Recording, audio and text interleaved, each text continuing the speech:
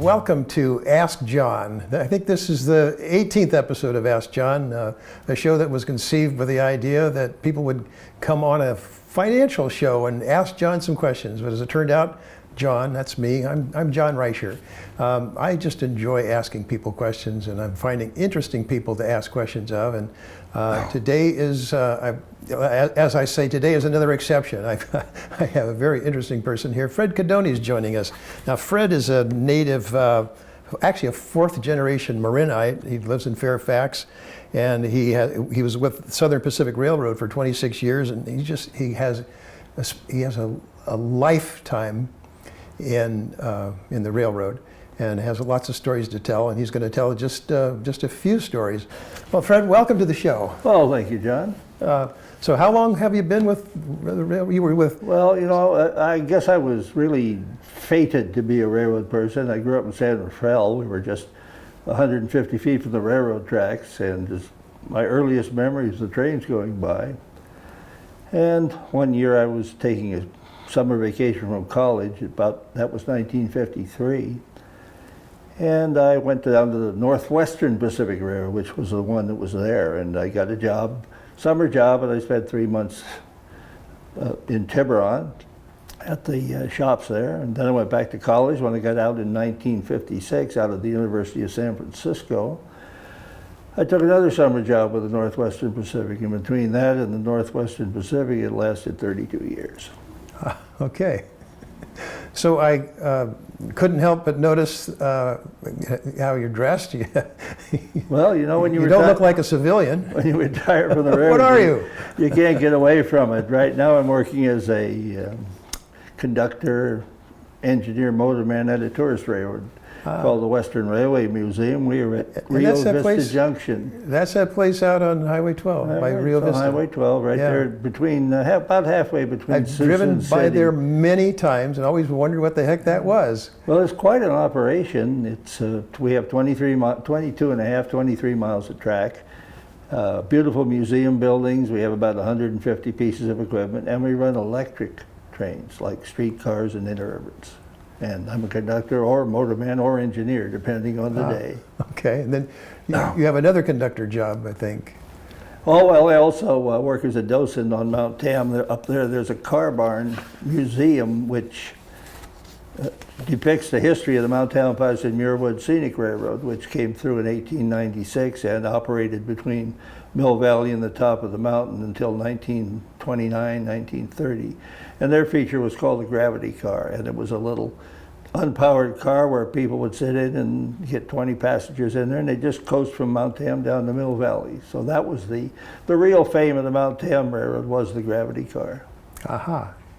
And evidently there's a great history of railroads in Marin County, and you have a lot of that history. You presented that to to my Rotary Club a few weeks ago, the Rotary Club of Novato Sunrise. You came on an early Tuesday morning and made this wonderful presentation, and I thought our audience would like to see that. Well, that's what we have today. People now in this jet computer age, whatever you want to call it, don't understand the importance of the railroads. Before the railroads came to Marin, in fact, before they came anywhere, life was totally different.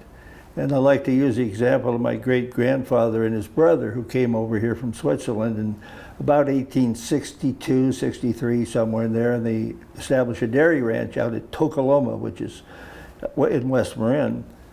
And they produced very fine milk, but they had no way to ship it to San Francisco. So all they could do is make butter and ship it, take maybe 2 or 3 days to get to San Francisco. And people couldn't travel anywhere. Nothing could get shipped. It was a whole different world. 1875, the first railroad came and the world changed for Marin County, as it did when the railroads came to any place in America or in the world. So the presentation I have talks a little bit about the railroads of Marin County. It's really just a kind of a preview. There's so much history here. Yeah. And this presentation covers from 1869 to about 1956. Well, so can we see if we can make this work? Let's see if we can make it work. This first picture shows you a passenger train running out of Sausalito. Sausalito was the main passenger terminal of the railroad, where people connected with ferry boats. there were, on a summer Sunday, there could be 40 or 50,000 people going through that terminal, catching trains for all the way north to Eureka, to the Russian River, throughout Marin County to the Valley of the Moon. So the ferries were coming from San Francisco, yes. and were coming from the East Bay also? No, or- just San Francisco. Just San Francisco. The Northwestern Pacific Railroad is the one we're talking about here, and that had its own ferry boats, including the largest ferry boat on the Bay of the Eureka, which carried 3,200 passengers. So let's look a little bit. 3,200 passengers. How does that compare to the ferries that are running They're out? about 750.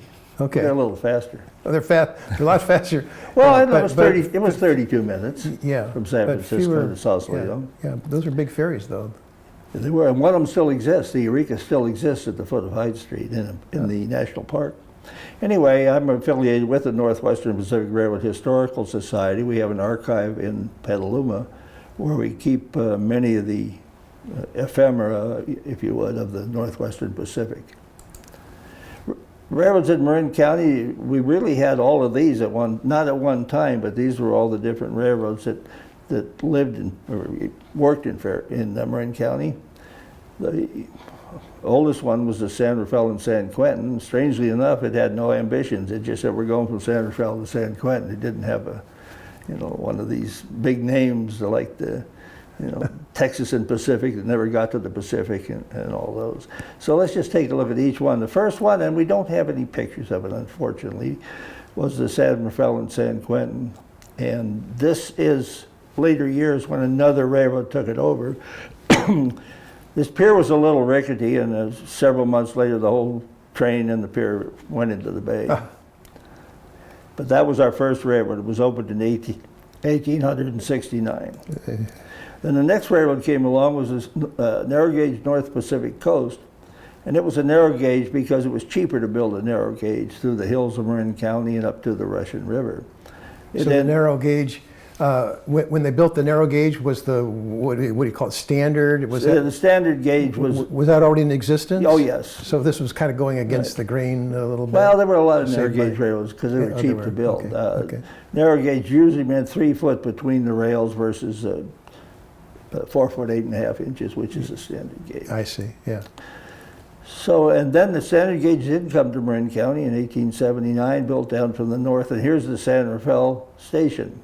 The trains were under that little roof place there, and that's where the station is today, though you'd hardly recognize it. Mount Tamalpais and Muir Woods, a railroad built from Mill Valley up to the top of the mountain in 1896, carried thousands of passengers, never any freight, just passengers. It was very, very popular, but that went to Muir Woods. And also went to Muir Woods, yes, and it was quite popular. The shortest railroad was the Fairfax Funiculars. This was built up up Manor Hill in Fairfax, the idea being to haul people up to a development, a real estate development at the top.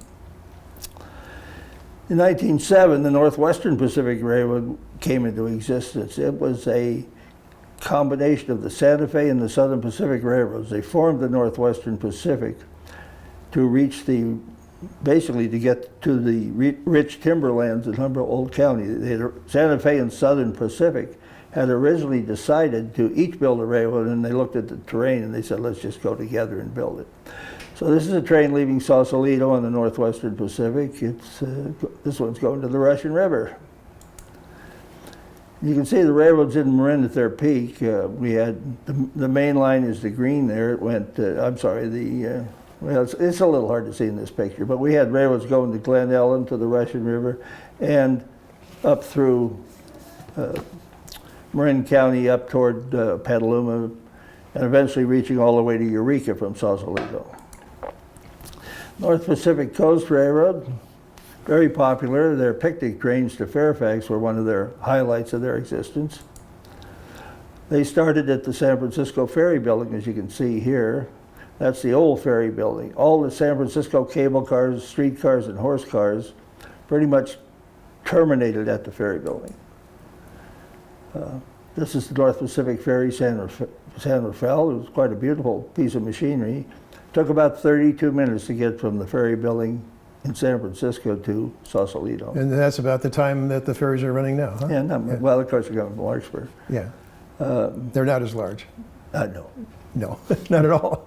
Here's the Sausalito terminal. Oh, go ahead. Oh, well, this is kind of beside did the ferries ever carry vehicles? Yes, They did. The Eureka would carry automobiles, mail, baggage, people, trucks, and in a prior incarnation, it was called the Ukiah, and it also had freight cars on it. And so these were the years before the bridge. Oh, absolutely. Yeah. And the bridges, of course, what destroyed the passenger traffic on the railroads. Right.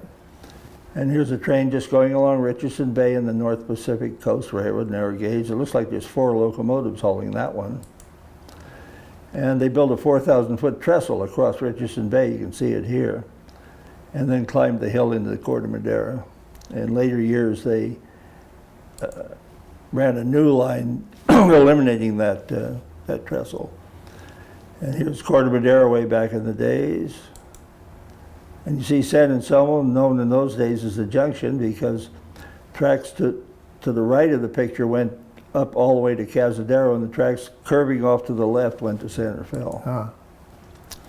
Fairfax in the 1880s, there wasn't much there, but they did have a wonderful picnic ground, and they ran a lot of picnic trains from sometimes 2,000–3,000 people on a summer Sunday. Were the people normally coming from San Francisco? Yeah. And the San Francisco people would come over here for their picnics at the Fairfax picnic ground. And then how long would that drive, would that entire trip take? A little over an hour. Yeah? From the time someone would leave their home in San Francisco well, to the ferry it depends building? on where they were. I'm talking ferry, from the ferry building. Yeah, About an hour, a little over an hour. Yeah. And then the trains originally, the North Pacific Coast went over White's Hill, but it was a very heavy grade, and so later on they changed it over and made a new route. But the trouble with the... Is this the train that has the view on the one side? The problem with that train is the view was always on that left side, and everybody would crowd over to the left side, and here's what happened.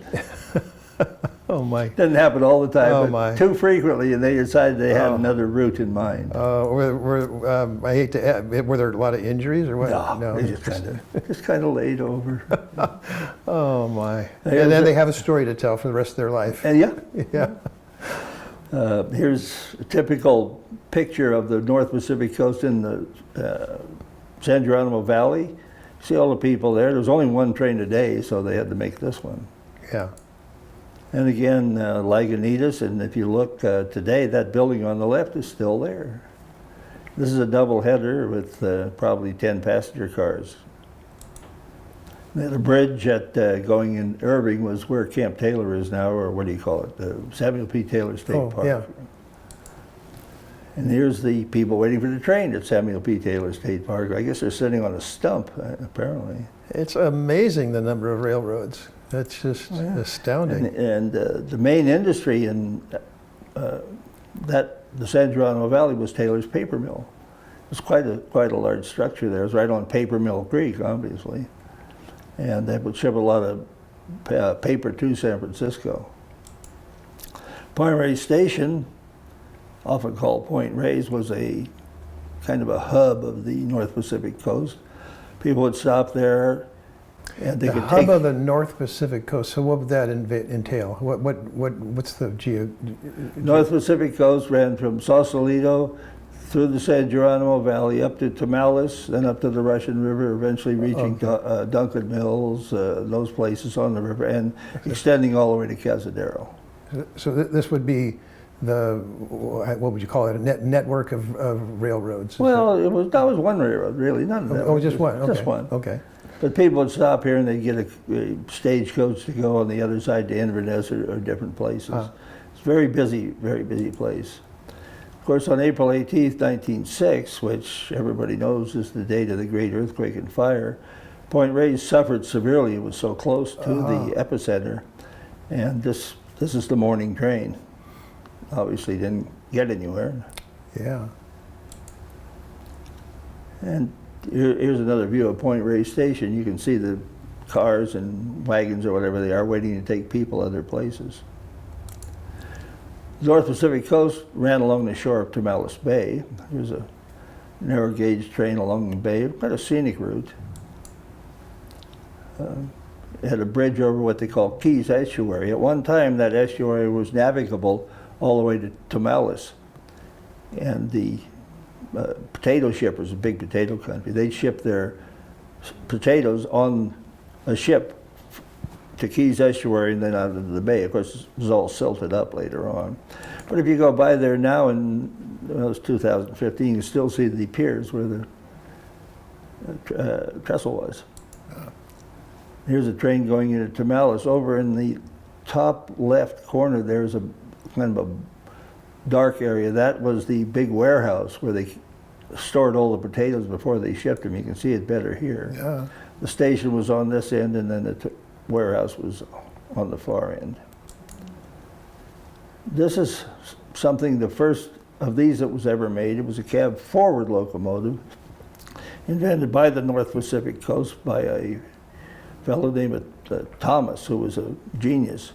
It didn't work out, but it was the father of these babies here that the Southern Pacific had, the cab forward. You can see it's a little larger there. And you can see this is a summer afternoon at Monterey. And did all those people get on the train? I'm really not sure. But look at that. And when's the next train if they didn't get on it? Tomorrow. Yeah. Well, not necessarily. They used to run trains in sections. If they had too many for this one, they just put another one on behind it. Okay. So you'll see sometime 2 or 3 sections of the same train. Cazadero was the end of the line of the North Pacific Coast. Mill Valley also had service on the North Pacific Coast with a steam engine there pushing or pulling a couple coaches. It was, Mill Valley was earlier called Eastland. Mill Valley was called Eastland. Eastland, after some real estate guy, but they ran him out and renamed it Mill Valley. And the standard gauge was the San Francisco and North Pacific. It came south from the Santa Rosa, building eventually all the way to Tiburon. Originally, the train, San Francisco and North Pacific train, stopped at Donahue Landing because the owner of the San Francisco and North Pacific got in a battle with the city of Petaluma, and he bypassed it. And he went down there, but it didn't work out. So he then extended the railroad to San Rafael. This is a standard gauge railroad. It's called the San Francisco and North Pacific. And here's the depot. And then later they extended it to Tiburon. Here's Tiburon in its very early years. Eventually, you can see by that top picture, it was quite a facility. In fact, up until probably the 60s, Tiburon was a major terminal and shop for the Northwestern Pacific, which took over the San Francisco and North Pacific. I worked at Tiburon. There were 300, 400, 500 men working there. At one time, the Northwestern Pacific Railroad, which was the conglomeration of some of these, was the largest employer in Marin County. It's hard to believe today. Yeah, yeah. And there's their passenger shed down on the bottom there. This is the ferry Ukiah. Well, later it was Eureka. It carried passengers, as we talked about. And this is the one that's still in existence. Yeah, it's now the Eureka, but it carried up to 12 freight cars. But every once in a while, it tried to cover 14 freight cars. I remember that story. Didn't work too well. But, this is just a picture of the San Francisco and North Pacific. On the Russian River. Going back, that ferry is still in existence. That and ferry where is it? was rebuilt in 1922 into the Eureka, and after its service on the Northwestern Pacific, it worked for the Southern Pacific for a while between Oakland and the ferry building. And it now exists at the National Maritime Historic Park at the foot of Hyde Street. And you can visit it, and you'd be just amazed at the interior of that ferry. Well, you got seats for over 2,000 people. They had a coffee shop, they had a magazine stand. So it's fully restored? Fully restored, a $5 million restoration. Oh, yeah. Because it was about to sink. Yeah. And there's just some other, we had a branch of the San Francisco and North Pacific, went up on the Valley of the Moon to Sonoma and all the way to Glen Ellen. Now the North Shore came along. The North Shore was owned by a bunch of fellas, and I don't remember their names offhand, who were with the Pacific Gas and Electric Company. And they had more power than they needed. So what are we going to do with this power? Well, let's build an electric railroad. Okay. So they built the North Shore Railroad, which converted the narrow gauge North Pacific Coast into the North Shore Railroad. But they kept the narrow gauge. This is the first train. It's an electric train. If you count the rails from the right rail is a 600-volt DC with a little shoe running on it. That's how they got the power. And then the other two were standard and narrow gauge railroad put together. You could run both on the same track. And this service lasted until 1941. It covered all of southern Marin. So there's 6 rails. Well, that was a switch. That was a There are switch. really Okay, 4 so here rails. there's 4. There's 3. The outside is the third rail. 3 plus the And then which is the electric current. The far right rail is the common rail, and the far left rail is the standard gauge, and then the one in the middle is the third rail. So I mean the third 3-foot gauge rail. Yeah. So and that's the power. That's the power power. is the left rail. Yeah. So so I keep trying to picture you could have a narrow gauge electric running. No, the electrics were standard gauge. Standard. Okay. But they ran the narrow gauge freight still until about 1911 or something.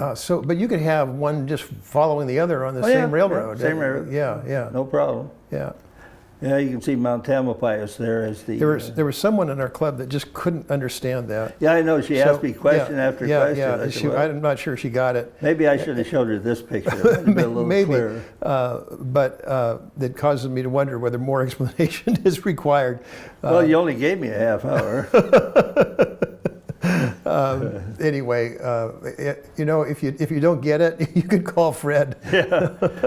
Not after 8:30. Okay. Anytime after 8:30. Oh, not after 8:30. Yeah. Okay. Anyway, this huge powerhouse was built at Alto, which is near Mill Valley. The power came. It was the longest electric transmission line in the world. It came from Folsom Dam. I think it was 150 miles, and that had never been done before. And so the power came down here, and this huge mess of machinery in here converted it from 11,000 volts AC to 600 volts DC, because those cars all ran on direct current. And to this day, streetcars and interurbans run on 600 volts direct current. Oh. And these were huge motor generator sets. The AC motor would run a DC generator. And they had something like 200 batteries in another room that would take up the slack in case something happened to the power. I just have to wonder why didn't they convert to AC? I run DC cars all the time at where I'm working, and I don't know. I think maybe because it was ease of reversing them. Maybe all you got to do is reverse the polarity, and they go the other way. Yeah. But the problem with DC is you have to have a substation about every 4 or 5 miles.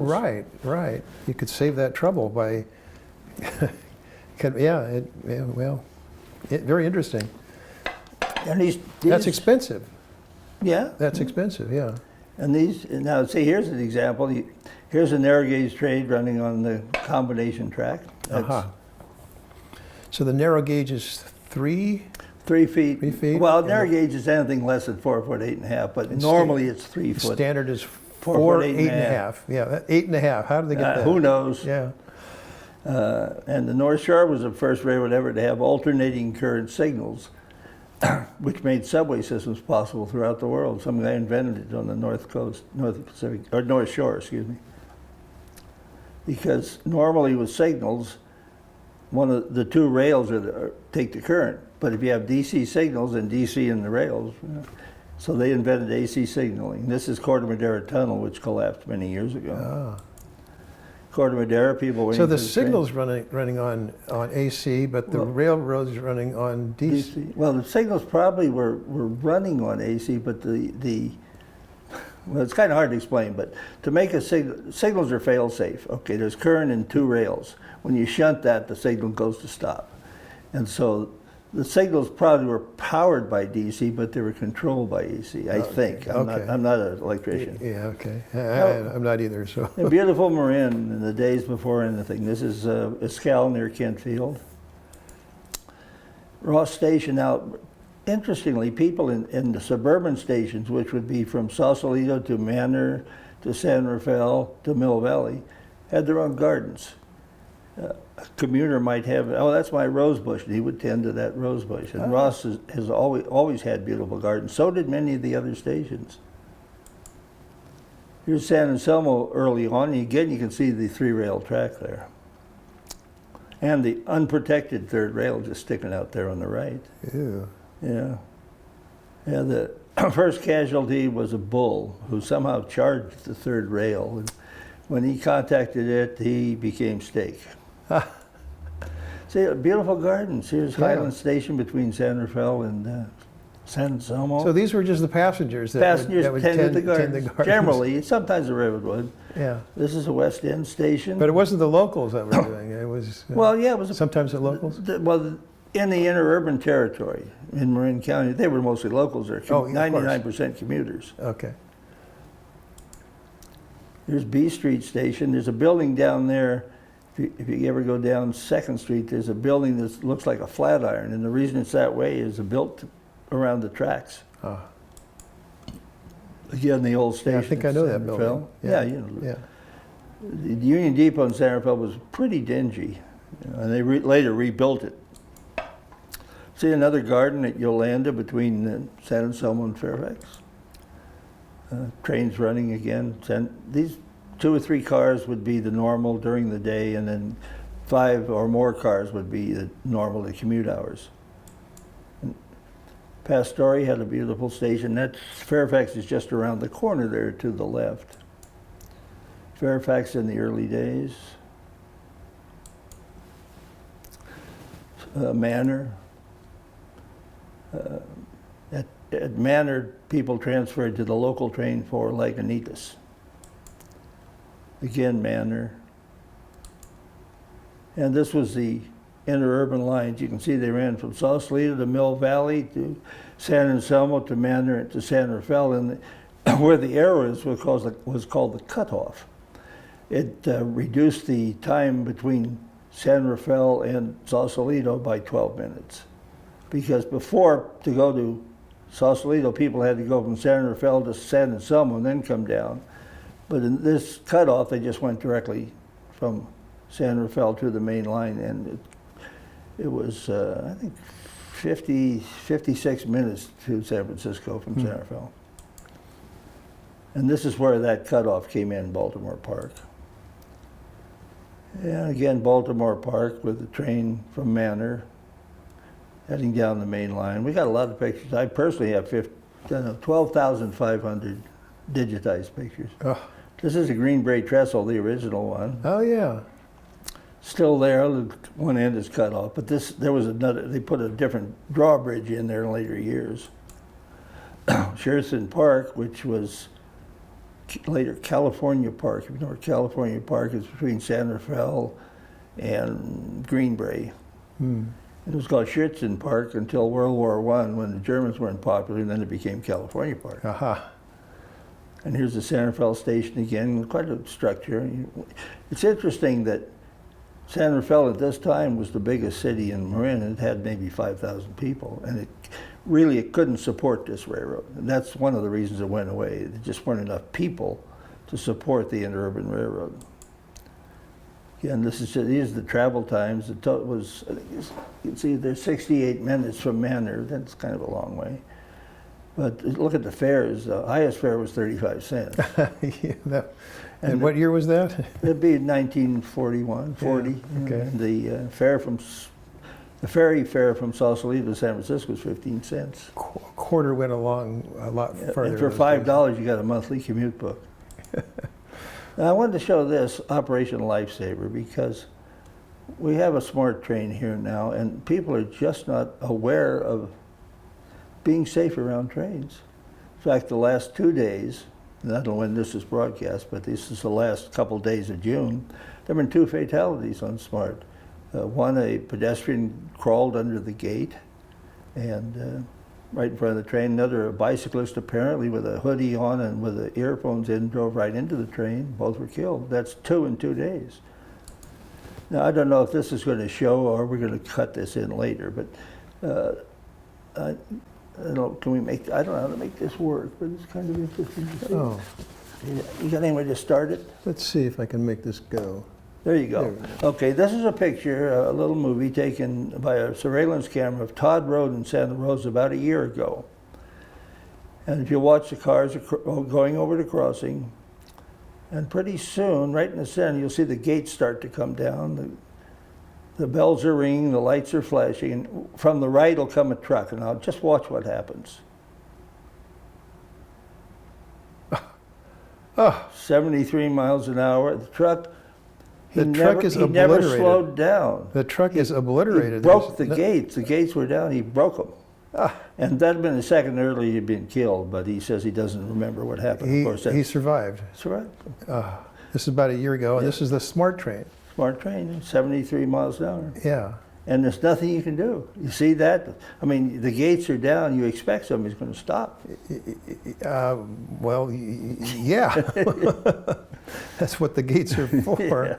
Yeah. But, well, took care of his truck and knocked down some poles and some, just caused total, well, you could see the force of that train hitting that truck made splinters out. In fact, you can't even see what's left of it there. So that was not a fatality. We've had 2 fatalities. We've had a total of train. 6 in 2 years, in a little less than 2 years. 2 years, okay. 1 or 2 were suicides. The other 2 were just stupid, you know. Yeah. And I do Operation Lifesaver presentations to clubs, so anybody that would ever want one. We have programs suited for children from kindergarten all the way to high school, for adults, for bus drivers, for anybody. And we're happy to put those on without any charge. So if anybody contacts you, you can get a hold of me. Are you contracted by the SMART train? No. Well, they had some people, but I don't know what. No, I'm independent. You're doing that on your own, yeah. Well, yeah. it's a nationwide program. I see. And yeah. I have to be certified to do it. I see. And I love putting it on. Yeah. Well, people learn a lot. You're saving lives. You show this, and you just never know the lives you saved. I know. Yeah. Yeah. One of the problems, of course, in Marin County, the SMART train just came along after 20, 30 years with no trains. So it's been 20 before well, SMART I'm train? guessing. Yeah. Yeah, we've had some freight trains. Yeah, you had some freight trains. Yeah. But in fact, the SMART train is operating on the old freight rail. Right. But the freight train, you can maybe get one a day and it comes at night maybe. But SMART train is, I think there's 15 or 20 round trips a day, and you just got to keep out of the way. Yeah. Anyway, in 1929, an outfit called Marvelous Marin Incorporated said, your railroad is lousy. And they went to the public utility, well, it was the California Railroad Commission at that time. And the Railroad Commission ordered the Northwestern Pacific to buy new cars and fix up its stations. And so they bought these steel cars here. These are shown at Tiburon. I guess they just came out of the paint shop. They ran until 1941, where they were taken to Los Angeles, and ran until the 60s on the Pacific Electric. And here you can see one of the trains coming out of San Rafael. And you can see that third rail there on just underneath the or to the left of the train. Here's a picture from above, and at the top is the depot, San Rafael Station. What the railroad did, they built about 6, I think it was, mission-style depots, and just replacing that old covered thing they had, and really nice, beautiful stations. Like you see it here. Later, this station was used for the general offices of the Northwestern Pacific Railroad. See, here's B Street Station, another one of the mission stations. That still exists. If you go down A Street, look to your left, it's in there. It's a barber shop now, of all things. West End, you go, that building that's sticking up on the right still there, there's a restaurant in there. Here's the garden at Ross. And they say many of the passengers had their own rosebush. Yeah. Oh. Mission-style station at Kentfield. Larkspur, this still exists. Doesn't look much like this, but it's still there. And of course, Mill Valley is still there. It's a bookstore. That was the end of the Mill Valley branch, which ran from Sausalito to Mill Valley, and then people transferred to the Mountain Railroad to go up the mountain. So how much of that rail actually still exists? Is it mostly all torn out? Or? A lot of the rail was became scrap and was used in the defense and war efforts. Uh, In fact, they even tore up the original main line of the Union Pacific, Southern Pacific over Promontory, Utah, and they tore that up.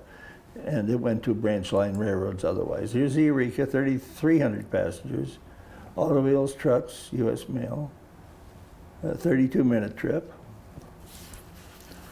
There's the Sausalito Ferry Terminal. And the commuters docking there. There was a rope across the front. When they dropped the rope, they would run into, catch their trains, which were about 20, 30 steps away. Smart train now, when you get to Larkspur, I think it's a quarter mile to get to the ferry. right. You paid attention to this. Danger. And everything came by rail. Here they're throwing, if you look on the left, they're throwing newspapers off to be delivered, the afternoon papers to be delivered in San Anselmo. Here's the school special. There was a train ran from Manor, Fairfax to Tamalpais High School. It had 5 cars. There was a car for the boys, a car for the girls, and 3 cars for anybody who wanted to sit there. And I know a fellow still alive who rode that. He said it was chaos in the boys' cars. It food fights and some other unmentionable things. Oh my. San Anselmo had freight service. This just happens. The whole interurban territory between Sausalito, San Rafael, and Manor, Fairfax had freight service. Because that's how you got everything. Here happens to be a freight train about 1935. So these are all the groceries. And Everything. everything. Everything. Yeah. Okay. In fact, at the top, that little white fence you see on the left, that's what's now Sir Francis Drake Boulevard, and this is a Safeway supermarket now. Here's yeah. Tunnel 1. That's the longest tunnel. I think it's, I can't remember how long it is, but the bike people now want to open it up too, so they can run between Alto and Cortavadero in that tunnel, but it's probably $60, $70 million to fix it. And here's tunnel number 3 at Greenbrae. That still exists. They've now converted that. That was a double-track tunnel. They've converted it into the right half's the train, the left end's a bike and pedestrian pathway. And this Greenbrae, this is where the Larkspur station will be, or it already is. And you see Fairfax, I just put this in because I live in Fairfax. So. Okay. This is 1908, I don't remember that. 1918, and you can see you got the narrow gauge train, and you got an interurban up there, another train on the right, just barely in the picture. Fairfax Park was famous. Passengers would leave the train and walk a block or so, and you can see this is where Fairfax Park was, where the smoke is coming from, hopefully from a barbecue and not from something burning. And the Fairfax funicular that ran up Manor Hill is shown on the right. You know, my uncle was a conductor on the train and came to Fairfax, and he'd tell the stories about during Prohibition, people would come on the train and say, well, we're going to Fairfax. Is there any place we can get a drink in Fairfax? He said, well, they don't serve at the post office. It turned out there were 23 speakeasies in Fairfax. They don't serve as the post office. Yeah, that was answered. That was they don't serve. That's the only place they don't serve the post And office. he told me, he says, once in a while I say, I'm not real sure about that either. I'm not sure about There's that. a rush hour train coming into Fairfax where it gets 5 cars. Now, is that one of the dual track No, narrow gauge? that narrow Oh, that's a gauge, switch. That That's a was switch, stopped in, no, that's a double track. Oh, okay, I see. The line was eventually double tracked, so it made it faster running, and the narrow gauge track was torn out in the 20s. And then Fairfax again. Fairfax again. After the abandonment of the railroad, there were 2 freight cars parked on that right-hand track. And the fellow still alive who told me the story, he said, we got up there, we let the brake off. And those 2 cars rolled all the way to San Anselmo and never hit anything. Ah. So we didn't do that anymore. This is Olima Road, leaving Manor. So somebody let the brake off. This was Yeah, a prank. just kids. Yeah. Okay. All right. Wow. And it was kind of downhill, and once they rolled pretty good. Yeah. And this Manor was the end of the electric line. Had a restroom, a snack bar, and a little station. We should try to wrap up a little bit here. Yeah, okay. Let me just run through this a little bit, and I'll show you a picture of the Mount Tamalpais and Muir Woods Railroad. If you like, oops, stop that, go back. No, well, all right, here's Mill Valley. Okay. Anyway, we like to wrap up, if we want to do a little more sometime on the Mountain Railroad or any other aspects of railroading anywhere. Well, I want you to talk just a little bit more about the smart train. So we've got 30 years since the last train the last passenger train ran in 1958. And then 2 years ago, we had the smart train. Yeah. Interestingly, nobody would believe it, but I rode the last interurban train in 1941 and the first smart train in 2000, what was it, 17? Yeah, it was just a couple of years ago. Yeah, I was only 6, so I didn't really remember, but Dad told me he took me on the last train on the interurban line on February 28th, 1941. And smart comes along, it's okay, it's an alternative. Let's hope it grows and faster. So it's on a freight track. So it shares from Ignacio north. Yeah, and you were telling me something about the freight trains meeting the problem. Yes, the smart trains, of course, they wanted level loading, which is really nice because you don't have to climb up the steps. But the smart trains, to get close enough to the platform for level loading, the freight cars cannot clear there.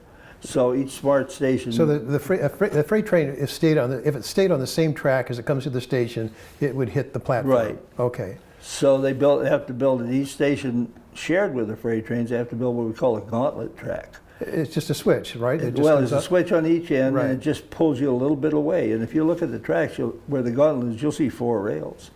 Right. So 2 for smart and 2 for. You didn't have to go off of the rail. You just had to go a little further around. Yeah. There was another way to do it, but I guess they never. So in each place, how many places? Well, you got every place from Ignacio north. Well, that would be every station, wouldn't it? Well, no, because it runs south of Ignacio. The freight doesn't go. Oh, I see. Freight cuts in there at Ignacio, coming over from Shellville. So the first station would be, I guess, Petaluma. Yes. I see. And then all the stations thereafter have to have that. Because the freight trains are running, though nowhere near like they did. I remember working at Shellville. I counted the cars on the train when I was working there. We had a train with 6 locomotives and 147 freight cars coming out of Shellville. And every day into Shellville and Tiburon, we would have freight trains, 100-car freight trains, 2 or 3. We were hauling. So the freight is just not a big deal. Not anymore. It was though. In I can't remember the year. The peak year we handled 153,000 freight cars. Why is there still a freight train in Marin? Well, it's only north of Ignacio. Yeah. The track was never. I mean, the alternative is trucks, right? It's trucking. But pretty much all they're handling is grain for Petaluma. That's the big commodity. Once in a while, a carload of lumber, but it's nothing like it was. I mean, we had 1,600 employees on the Northwestern Pacific when I worked there. Yeah. And 200 or 300 car trains, maybe 400 car trains would leave Eureka every day. But what happened? The lumber business ran out. There was nothing left to ship. Well, it's fascinating stuff, and I know you have a whole lot of other stories to tell. Well, so I'm not winding down yet. You better go like this. You haven't wound down yet. So no, I never will do that. So yeah. So thank you for the opportunity. Well, it's wonderful to hear, and what I like about it is that it's really a people story. It's about people enjoying the outdoors, picnicking, and I'm guessing that the trip was just as much of it as an adventure as the picnic. I can just imagine the families enjoying being on the train. Well, even the commuters. Yeah. The commuters had their own seat on the ferry boat. Yeah. And if you sat there. Yeah. I think that's going on now too. Probably. Yeah. And they would have. Facing season, they have a lap board they put down. They play cards. Yeah. On the trip, they had 30 minutes. So you could. I don't know if you get any liquor. I don't know that, but you could get coffee and snacks. You could have full breakfast on the boat. Okay, well, Fred, I really, really appreciate you coming, and I love your humor about this, and I think you have You a ain't whole heard nothing presentation. yet. You've told me I'm going to have you back and show some of the humor in train travel. Oh, yeah. It was Okay. fun. Yeah, it was fun Thank for me you, too. Dan. Thank you, and I'm glad you enjoyed it. I'm glad you tuned in again, and stay in touch. We'll be back.